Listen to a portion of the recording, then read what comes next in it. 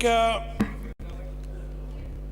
52 पंचायत राज विभाग तथा मांग संख्या 53 ग्रामीण विकास की महत्वपूर्ण मांगों पर चर्चा हो रही है और आपने मुझे बोलने का मौका दिया, उसके लिए आपका बहुत बहुत धन्यवाद।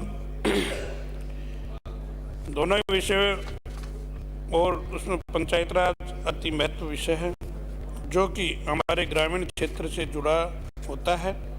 गाँव की खेत और खलिहान की और गांव के विकास की एक पहली सीढ़ी है।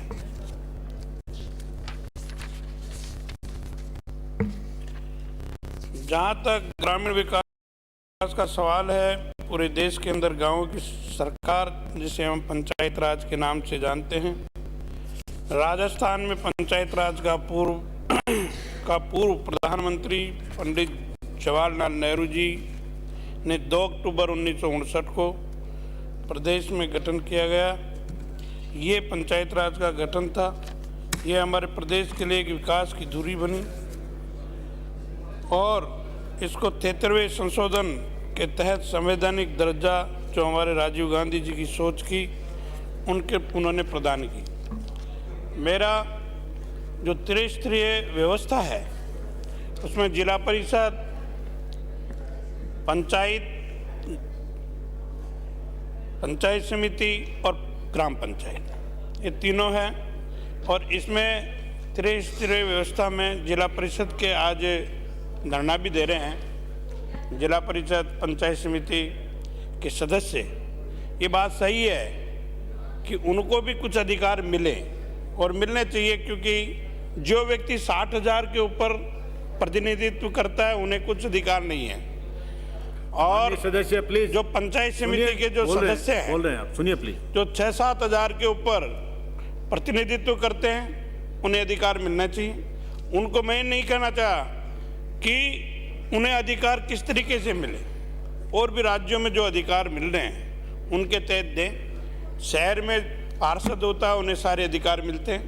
उसी तरह पंचायत समिति और जिला परिषद के सदस्यों को भी उनके अधिकारों का मिलना चाहिए, जिससे व्यवस्था और अच्छी सुधर पाएगी। क्योंकि जब चुनाव होते हैं उसके बाद में उनके पास केवल 2-3 मीटिंग होती है, उनमें जाना पड़ता है और उसके बाद में वो घर बैठ जाते हैं। तो उनको लगातार इस स्तरीय व्यवस्था में थोड़ा मजबूत करना चाहिए, उनको अधिकार देना चाहिए। और मैं कहना चाहूँगा माननीय मंत्री जी को कि हमारे जो MLA लैंड है उसकी ऐसी व्यवस्था हो कि तुरंत विकास के लिए तुरंत पंचायत में जहाँ भी कोई एजेंसी को दें वहाँ चले जाए। उसमें बहुत सारी दिक्कतें आती हैं, उनको थोड़ा सरलीकरण कर दे तो मैं समझता हूँ कि विकास जल्दी से जल्दी हो पाएगा। इसके अलावा पंचायत राज के बारे में तो आप सब जानते हैं कि पंचायत राज हमारे जो ग्रामीण क्षेत्रों के विकास में एक महत्वपूर्ण भूमिका है। हमारी योजना थी निर्मल भारत, उसकी पर्यायवाची शब्द स्वच्छ भारत है। केवल केंद्र सरकार ने उसको बदला है, लेकिन ये बीजेपी ने सिर्फ नाम बदल कर इस योजना का नाम बदल दिया। हाथ में झाड़ू लेकर सड़कों पर झाड़ू निकाल दिया। ये स्वच्छ भारत का काम किया है, लेकिन ये आज भी था और पहले भी था। निर्मल भारत के नाम से हमारी जो कांग्रेस की सरकार है उसके नाम से ये योजना थी। इस योजना को आगे बढ़ाने का काम पहले से भी हो रहा था, लेकिन अखबारों में, मीडिया में, इनमें दिखा के एक अलग से पहचान बनाने का काम किया है। मैं समझता हूँ स्वस्थ भारत होना चाहिए और इसके लिए कोई दिक्कत नहीं आनी चाहिए। आज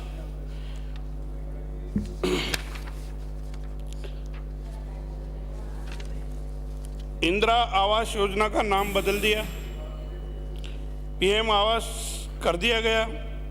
और उसमें अभी मेरे पूर्व जो सदस्य हैं वो बता रहे हैं कि उसमें 1.5 लाख रुपए मिलते हैं। ये केंद्र सरकार का मामला है, हमारी तरफ से 5 लाख रुपए दें और 5 लाख से कम कोई आवास बनता भी नहीं है। प्रधानमंत्री जी मांग करें और मैं भी करता हूँ, ये पूरा सदन करता है कि उन गरीब लोगों को कम से कम 5 लाख रुपए मिले, ताकि 1.5 लाख में न तो मकान बना पाता है और न में उनका मकान बन पाता है। आज महंगाई इतनी हो गई, इसलिए 5 लाख रुपए होने चाहिए, इसमें कोई दिक्कत नहीं है। नरेगा का जो हमारी सरकार ने नरेगा चलाई, मनमोहन सिंह जी ने, उस नरेगा को आज 35% उसका बजट कम कर दिया और नरेगा को बिल्कुल निचले स्तर पर लेके आने की कोशिश कर रहे हैं। मैं समझता हूं अगर नरेगा नहीं हो, कोरोना के अंदर अगर नरेगा नहीं होती तो उस समय बहुत बड़ी दिक्कत आ सकती थी, लोगों को खाने के लिए दाने नहीं थे।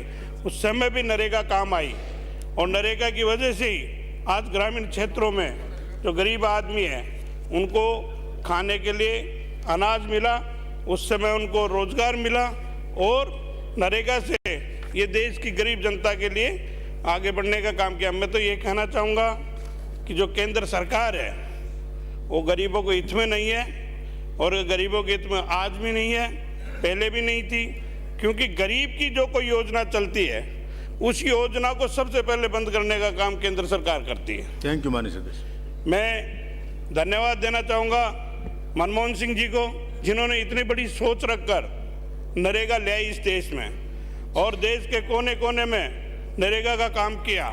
मैं धन्यवाद देना चाहूँगा कि गरीबों को और किसानों को उन्होंने 72,000 करोड़ रुपए का कर्जा माफ़ किया। तो ये जो सरकार है वर्तमान, जो गरीब लोगों की जो कृषि की ज़मीन थी उनको इन्होंने भूमि अधिग्रहण बिल लेके आए, कृषि के काले कानून लेके आए। तो ये जो सरकार है आज वर्तमान में केंद्र में, धन्यवाद, केवल गरीबों का शोषण करने का काम कर रही है, पैसे वालों का कर्ज माफ कर रही है।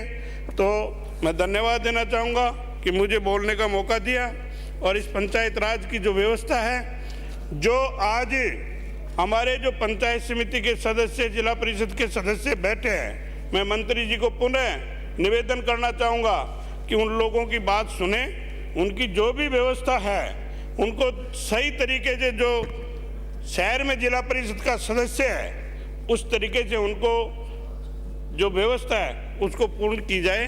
धन्यवाद। जय हिंद।